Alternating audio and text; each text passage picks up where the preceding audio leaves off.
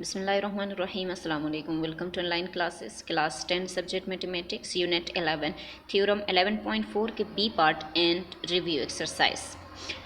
आपके पास जो थ्योरम है 11.4 थ्योरम है, उसके जो फर्स्ट पार्ट है वो हमारा नहीं है, यानी एक सर्कल के लिए जो 1 सर्कल है उसके लिए हम नहीं करेंगे। हमारे पास जो 2 सर्कल्स हैं उसके लिए हम कर लेते हैं। पहले आप स्टेटमेंट ज़रा देख लें, आपके पास स्टेटमेंट क्या है।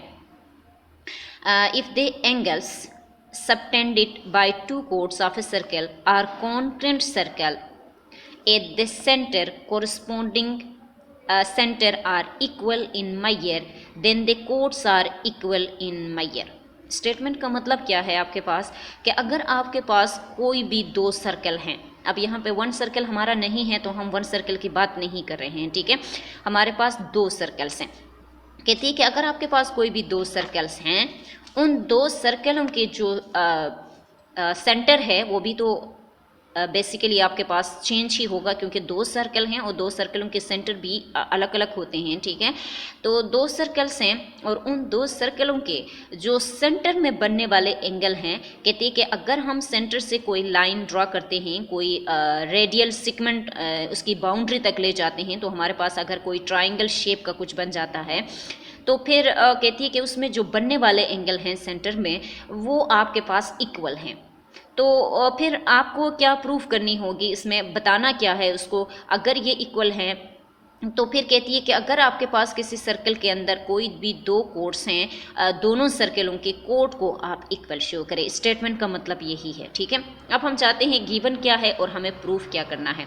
For 2 concurrent circle, 2 concurrent circle के लिए हमें दिया गया है, ठीक है। फर्स्ट कॉन्करेंट जो सर्कल है वो आपके पास है, देखिए ए बी, ई का नाम दिया गया है, डी और सी और एफ का नाम दिया गया। देखिए सेंटर हैं, 2 सर्कल हमें दिया गया है और इन 2 सर्कलों के नेम, जो सेंटर है उसका नेम भी है, इसका ओ है और इसका ओ प्राइम है। और फिर हमने सेंटर से एक लाइन ड्रॉ की है इसके बाउंड्री तक और फिर दूसरी लाइन उसकी बाउंड्री तक, और 2 कोड्स तो ऑलरेडी हमें गिवन है, वो एक ए बी है और दूसरा जो है वो सी डी है। जिस तरह हमने फर्स्ट जो हमारे पास सर्कल है उसमें हमने ट्राइंगल शेप बना दिया, इसी तरह हम सेकेंड ट्राइंगल यहाँ पे बनाएंगे इसकी सेंटर से लाइन ड्रॉ करके, ठीक है। कोड्स हमें दिए गए हैं, सर्कल हमें दिए गए हैं, उसके सेंटर हमें दिए गए हैं और फिर कहते हैं कि उसमें सेंटर के जो 2 एंगल बन रहे हैं, दोनों सर्कलों में एक एक एंगल जो बन रहा है वो भी आपस में इक्वल हैं। तो फिर हमें प्रूफ क्या करनी होगी कि ये जो 2 कोड हैं ये आपस में इक्वल हैं। सही है। गिवन को देखो, 2 कॉन्करेंट सर्कल है, आपके पास 2 कॉन्करेंट सर्कल हैं with centre O and O prime. एक का सेंटर ओ है, दूसरे का ओ प्राइम है। A B and C D R 2 chords of these circles. अब देखो A B and C D R 2 chords of these circles. इन 2 सर्कलों के आपके पास 2 कोड्स हैं, एक का नाम ए बी है और दूसरे का नाम सी एन डी है, ठीक है। बिल्कुल हैं, हम देख रहे हैं, सही है। Such that they subtend equal angles at the centre. अगर हम सेंटर में कोई एंगल हम ड्रॉ करते हैं तो सेंटर में हमारे पास जहाँ पे 2 लाइन एक दूसरे को इंटरसेक्ट करते हैं वहाँ पे एंगल बनता है। तो इसके सेंटर में अगर कोई एंगल बनता है, इसको हमने एक का फर्स्ट जो सर्कल के अंदर जो एंगल बना है उसको हमने 1 का नाम दिया, सेकेंड को हमने 2 का नाम दिया। तो फिर कहती है कि वो भी क्या हैं, आपस में इक्वल हैं, वो भी आपस में इक्वल हैं, वो हमें प्रूफ करने की ज़रूरत नहीं है। जिस तरह कल के जो थ्योरम हमने पढ़ाए थे उसमें मैंने आपको बताया था कि इसको प्रूफ करने की हमें ज़रूरत है। अब यहाँ पे वो खुद ही कह रहे हैं कि वो आपस में क्या हैं। देखिए कॉन्करेंट है, एंगल 1 कॉन्करेंट टू एंगल 2, यानी यहाँ पे बनने वाले एंगल इसमें बनने वाले एंगल के इक्वल हैं। एंगल 1 कॉन्करेंट टू एंगल 2 है।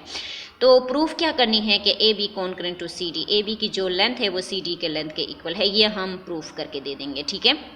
कल हमें एंगल को इक्वल शो करना था, आज हम क्या कर रहे हैं, उसकी जो कोड हैं उसको इक्वल शो कर रहे हैं। तो मेथड हमारा सेम ही रहेगा, चाहे हम एंगल को इक्वल शो कर रहे हैं या हम आर्क को इक्वल शो कर रहे हैं या हम कोड्स को इक्वल शो कर रहे हैं, तो हमारे पास मेथड सेम होता है, ठीक है। अब यहाँ पे फर्स्ट में हमारे पास एक ट्राइंगल ये है और दूसरा ट्राइंगल ये है, तो हम सबसे पहले इन 2 ट्राइंगलों को कोरिस्पॉन्डिंग लेते हैं, तब हम कंपेयर कर सकते हैं, ठीक है। तो हम क्या करेंगे, in the triangle O A N B, O A and B जो ट्राइंगल है वो कोरिस्पोंडिंग है O prime C and D triangle के। ये दोनों आपस में कोरिस्पोंडिंग है। अगर कोरिस्पोंडिंग है तो उसके बेस, हाइपोथिनस और परपेंडिकुलर जो लेंथ होंगे और उसमें बनने वाले एंगल भी जो होंगे वो आपस में इक्वल होना चाहिए। ठीक है, तो हम जब इसको कोरिस्पोंडिंग लेते हैं तो फिर हम आगे इसको देखते हैं क्या हमारे पास ये वाकई में आपस में इक्वल हैं या नहीं हैं। ठीक है, तो ओ टू ए कॉन्करेंट टू ओ टू सी, ये क्यों कहा कि ओ टू ए की जो लेंथ है वो ओ प्राइम टू सी के लेंथ के इक्वल है। सही है, अगर हम ये ले रहे हैं ना तो ये वाली साइड होनी चाहिए, यानी ओ प्राइम टू डी होनी चाहिए। तो आप यहाँ से इसको जो ओ टू ए लेते हैं उसको ओ प्राइम टू डी के साथ दे रहे, तो ये दोनों आपस में वो कह रहे कॉन्करेंट है। क्यों कॉन्करेंट है? क्योंकि हमारे पास सेंटर से सर्कल की बाउंड्री तक का जो डिस्टेंस होता है वो हमेशा कांस्टेंट होता है, तो हमारे पास ये दोनों आपस में कॉन्करेंट इस वजह से हैं। रीज़न भी लिखा है कि ready of the concurrent circle. ठीक है, फिर इसी तरह हमारे पास ओ टू बी जो होगा वो भी कॉन्करेंट होगा ओ प्राइम टू सी के।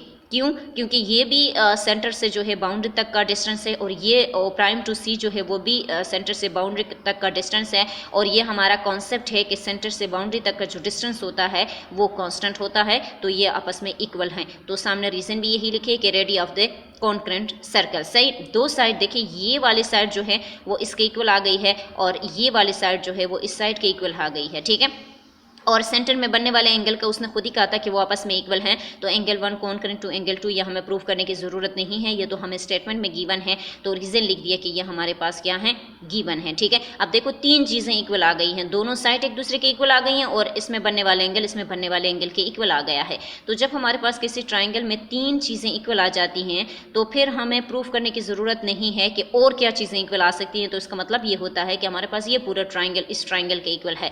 तो therefore triangle O and B concurrent to triangle O prime C and D. तो इसका मतलब ये है कि ये पूरा triangle O A N B है वो O prime C and D के क्या है, इक्वल है। क्यों? क्योंकि रीज़न लिखा है कि साइड एंगल साइड पोस्टुलेट है।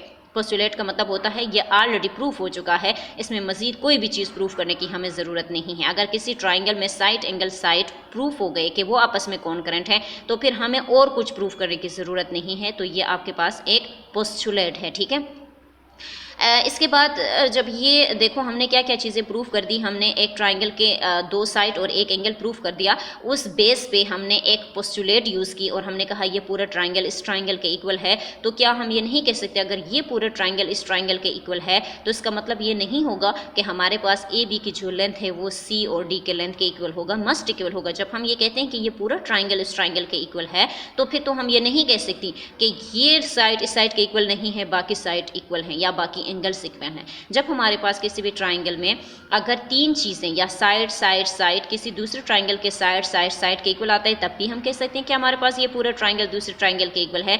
अगर साइड एंगल साइड हो तब भी हम कह सकते हैं कि ये पूरा ट्राइंगल इस ट्राइंगल के इक्वल है। अगर ये पूरा ट्राइंगल इस ट्राइंगल के इक्वल है तो इसका मतलब ये हुआ कि देखो यहाँ पे लिखा है कि देयरफॉर ए बी की जो लेंथ है, ए बी जो है वो कॉन्करेंट होगा डी सी के। क्यों? क्योंकि corresponding side of two concurrent triangles, कहती कि अगर आपके पास ट्राइंगल आपस में कॉन्करेंट हैं तो फिर उसके कोरिस्पोंडिंग साइड्स आपके पास क्या होते हैं, इक्वल होते हैं। और यही चीज़ हमें प्रूफ करनी थी कि हमारे पास जो है इसकी लेंथ सेम है और ये हमने प्रूफ कर दिया। ठीक है, आपका ये थ्योरम लास्ट थ्योरम था, हमारा ये थ्योरम कंप्लीट हो गया है। अब हम रिव्यू एक्सरसाइज की तरफ जाते हैं। ठीक है, रिव्यू एक्सरसाइज में आपके पास सिर्फ दो क्वेश्चन हैं इसमें, सही है।